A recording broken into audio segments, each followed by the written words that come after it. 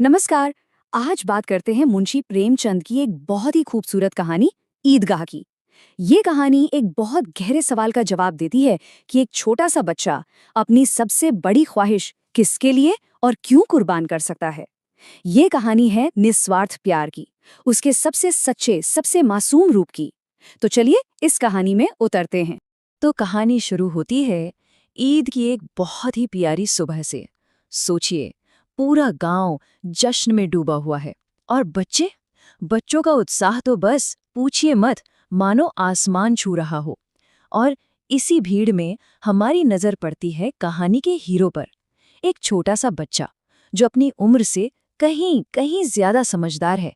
नाम है उसका हामिद। जैसा कि हमें पता चलता है, एक गरीब अनाथ बच्चा है और उसकी पूरी दुनिया वो बस सिमटी हुई है अपनी बूढ़ी दादी अमीना में। दोनों बहुत गरीबी में रहते हैं, बहुत तंगी है, लेकिन उनके बीच जो प्यार है ना, वही उनकी सबसे बड़ी दौलत है। और सच कहूं तो यही प्यार इस पूरी कहानी की बुनियाद है। तो ईद का दिन है और गांव के बाहर लगा है एक बड़ा सा मेला। हामिद के सारे दोस्त तैयार हैं और जाहिर है उसका दिल भी मेले में जाने के लिए मचल रहा है। लेकिन एक बात है, उसकी जेब में खर्च करने के लिए बस बस एक छोटी सी रकम है। और यही छोटी सी रकम उसके सपनों और उसकी जिम्मेदारियों का इम्तिहान लेने वाली है। हाँ, सिर्फ 3 पैसे। आज के जमाने में तो ये कुछ भी नहीं, लेकिन उस वक्त भी एक बच्चे के लिए ये कोई बड़ी रकम नहीं थी। खास तौर पर एक ऐसे मेले के लिए जहाँ चारों तरफ खिलौने हैं, मिठाइयाँ हैं, मतलब हर तरह का लालच है। तो समझिए, हामिद की पूरी दुनिया, उसकी सारी की सारी ख्वाहिशें बस इन्हीं 3 पैसों में सिमट कर रह गई थी। और यहीं पर ना हामिद और उसके दोस्तों के बीच का जो फर्क है वो एकदम साफ दिखता है। एक तरफ हामिद जिसके पास कुल जमा है 3 पैसे, और दूसरी तरफ उसके दोस्त जिनकी जेबें भरी हुई हैं। वो सब तो खिलौने, मिठाइयाँ, झूले, इन सब पर पैसे उड़ाने के लिए एकदम बेताब हैं। और यही फर्क हामिद के लिए एक बहुत बड़ी चुनौती बनने वाला था। तो चलिए, सारे बच्चे मेले में पहुंच गए हैं। बस एक पल के लिए सोचिए, उनकी आंखों से वो मेला कैसा दिख रहा होगा। चारों तरफ रंग बिरंगे खिलौने, मिठाइयों की वो खुशबू, झूलों का शोर।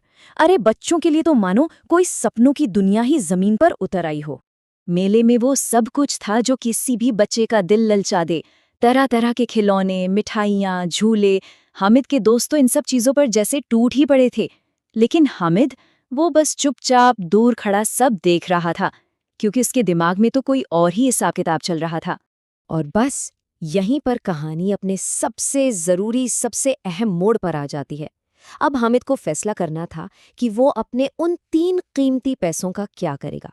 और यकीन मानिए, उसकी उम्र के किसी भी बच्चे के लिए ये फैसला लेना बहुत बहुत मुश्किल था। तो सवाल अब यही था कि हामिद आखिर खरीदेगा क्या?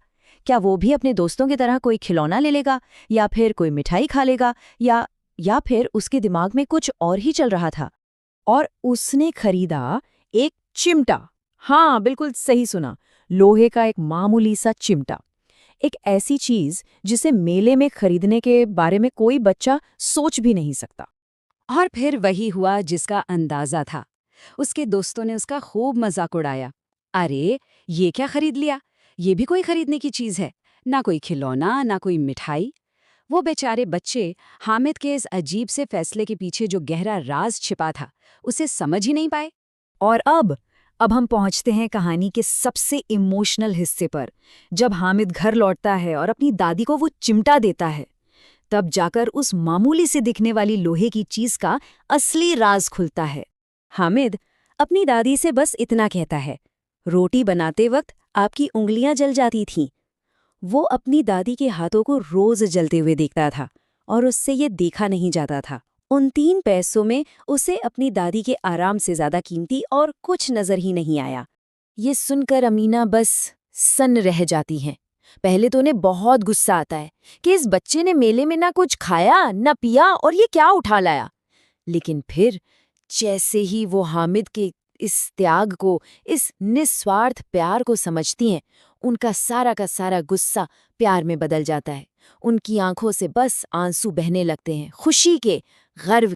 तो ईदगाह कहानी हमें सिखाती क्या है? पहली बात, कि सच्चा प्यार और त्याग उम्र के मोहताज नहीं होते। एक छोटा सा बच्चा भी कभी कभी बड़ों से ज्यादा समझदार हो सकता है। दूसरी बात, ये हमें याद दिलाती है कि जो भावनाएं होती हैं वो दिखावे से कई कई ज्यादा कीमती होती हैं।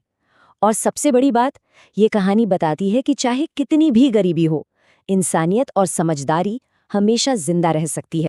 ये कहानी हमें एक बहुत ही गहरे सवाल के साथ छोड़ जाती है कि प्यार का सबसे सच्चा रूप आखिर है क्या? क्या अपनी खुशी पूरी करने में है या फिर किसी अपने की तकलीफ को दूर करने में? ईदगाह तो यही दिखाती है कि सबसे सच्चा प्यार अक्सर सबसे बड़े त्याग में ही छिपा होता है।